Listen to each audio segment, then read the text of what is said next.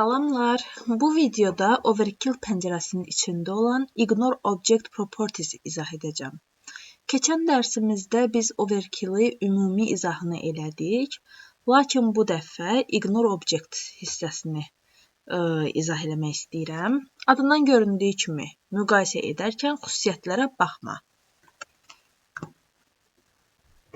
İndi isə keçək biz line-lar çəkək.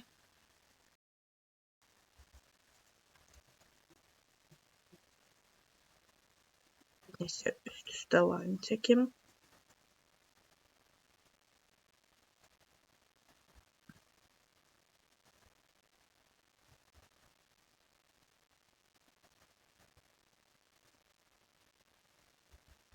Həm bu kənar hissələri, məsələn, layerlərinə ayırım, qalanları isə eyni layerdə qalsın. Bunu fərqləndirək ki, biz həmin o hissəni rahat izah eləyə bilək. Gördüyünüz kimi mavi və sarı hissələrə ayırdıq.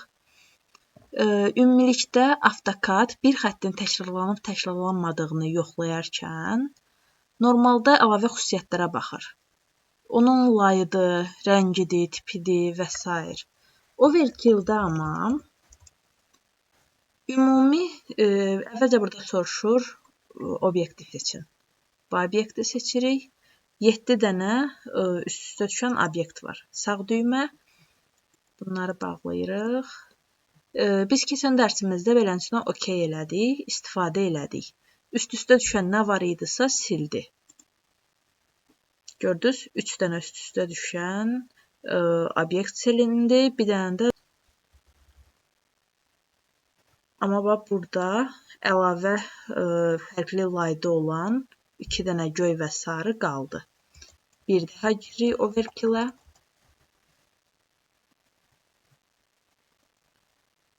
Burada bizim əsas məsələ bu dəfə Ignore Object Property. Bu, əgər aktivdirsə, bayaq sadaladığım heç nəyə fikir vermir. Bunun rəngidir, qatıdır, xətt tipidir, miqyasıdır, sonra line weight, qalınlığıdır, material, nazikliyi, fərqi yoxdur. Burada artıq biz seçirik. Məsələn, bizim burada fərqli nəyimiz var? Xəttin rəngidir, bir də layeridir. Bunlar fərqlidir. Qalan şeylərin hələ ki bizim bu hal-hazırda olan nümunəmizdə önəmi yoxdur. Biz bunu seçsək, OK vursaq, gördüyümüz kimi 2 dənə də obyekt silindi, yalnız bir obyekt qaldı. Bu o deməkdir ki, Ignore Object Properties-də sadəcə həqiqi təkrarlanan obyektləri saxlayır, qalanların rənginə, layerinə, heç bir xüsusiyyətinə baxmır və silir. Bugün bunu ətraflı izah elədim. Dedim daha rahat, daha aydın olsun. Bugünlük bu qədər. Məni izlədiyiniz üçün təşəkkür edirəm. Videoların davamı olacaq. Videonu bəyənib paylaşmağı unutmayın. Kanala abunə olun və dostlarınızla bölüşün. İzlədiyiniz üçün təşəkkürlər.